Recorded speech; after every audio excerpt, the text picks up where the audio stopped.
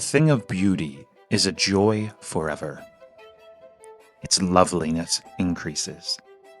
It will never pass into nothingness, but still will keep a bower quiet for us, and a sleep full of sweet dreams and health and quiet breathing. Therefore, on every morrow are we wreathing a flowery band to bind us to the earth. Spite of despondence, of the inhuman dearth of noble natures, of the gloomy days, of all the unhealthy and o'er-darkened ways made for our searching. Yes, in spite of all, some shape of beauty moves away the pall from our dark spirits. Such the sun, the moon, trees of old and young sprouting a shady boon for some simple sheep. And such are daffodils, with the green world they live in, and clear rills that for themselves a cooling covert make against the hot season. The mid-forest brake, rich with a sprinkling of fair musk-rose bloom. And such too is the grandeur of the dooms we have imagined for the mighty dead, all lovely tales that we have heard or read. An endless fountain of immortal drink pouring unto us from the heavens' brink.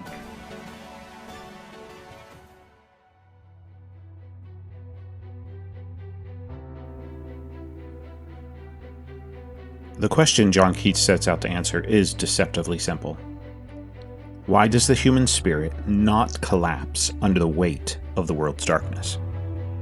Keats sees clearly what you and I feel day in and day out, the world pressing heavily on the soul.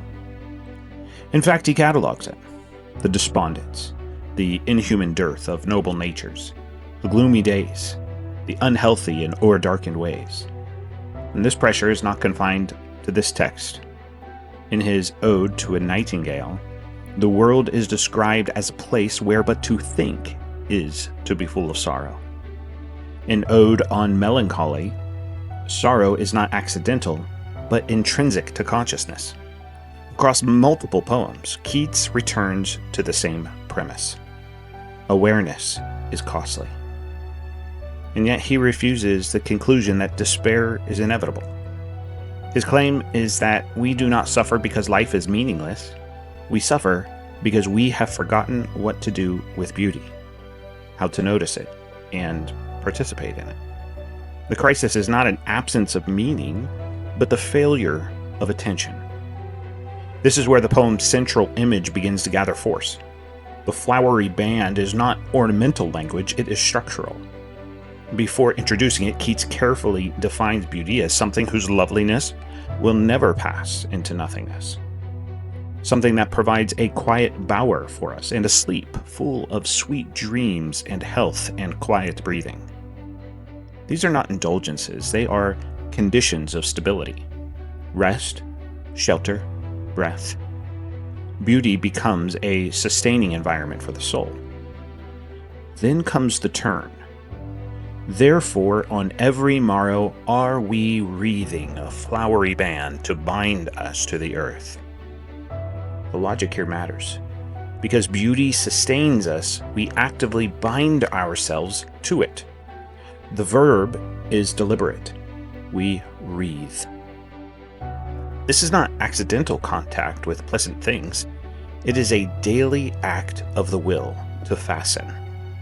Each morning we twist and braid attention around what is luminous so that we do not drift into despair. The band, then, is not decoration, but resistance.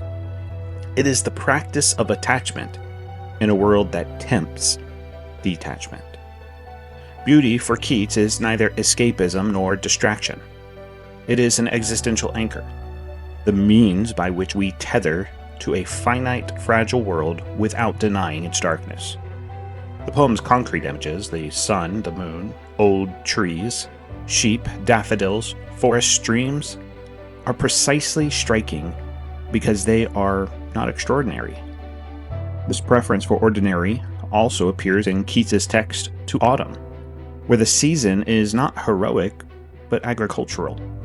No mythic ascent, only granaries, cider presses, gnats in the evening light. Keats repeatedly finds sustaining beauty in what is steady. Spectacle is rare. Continuity is central. Beauty here is the ordinary.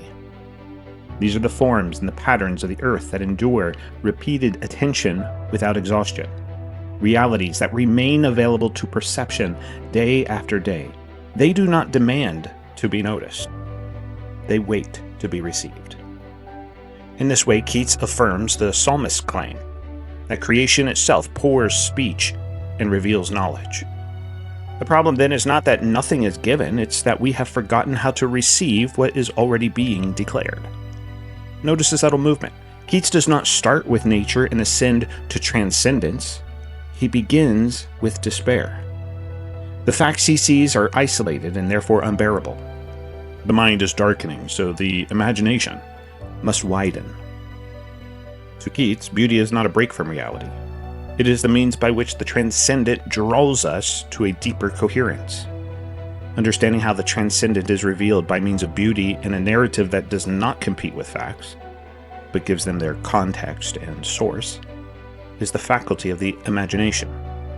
Within a larger story, a narrative that precedes us and exceeds us, those same facts become charged with meaning. This becomes clear in the final image, the grandeur of the dooms we have imagined for the mighty dead. Keats points to myths, epics, heroic narratives, the stories we tell about those who've lived before us. Survival is no longer sustained only by trees, flowers, or quiet breathing. We survive by meaning, by purpose, by a sense that our lives belong to something larger than the moment.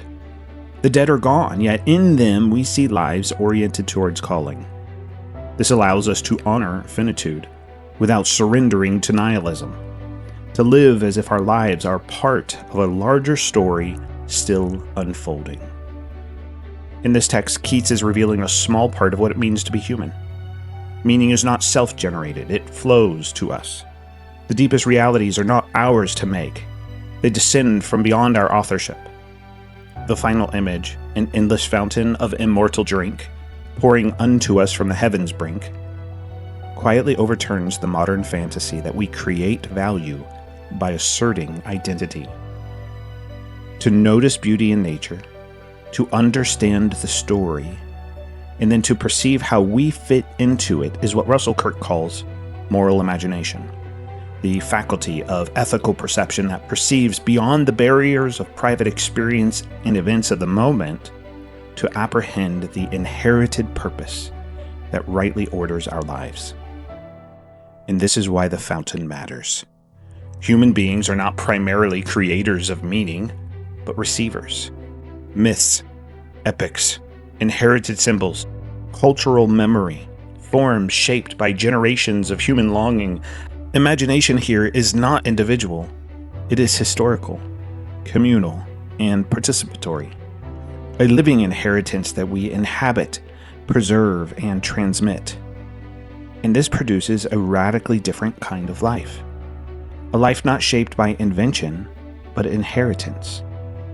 Not self-authorship, but participation. Not expression, but attention. Not autonomy, but obligation. According to Keats, heaven's brink is the place where we discover that we are not the source of what sustains us. It is the edge where our illusions of control give way, and we see that meaning arrives from beyond. And this is the quiet, devastating insight of the poem. Despair is not defeated by strength. It is defeated by orientation. By turning toward the fountain. By choosing again and again to drink from that which is beyond. By living up to what has been entrusted to us. To Keats, beauty is not a decoration. It is not pleasure. It is not even consolation. Beauty makes life morally inhabitable without lying about its darkness. When Keats says a thing of beauty is a joy forever, he is naming the single reason the human mind does not close in on itself and disappear. The fountain keeps pouring, Meaning still comes to us from just over the brink, from the lives and the stories that have shaped our inheritance. And the real question the poem leaves us with is not whether beauty exists, but whether we possess the patience, humility, and capacity to receive it.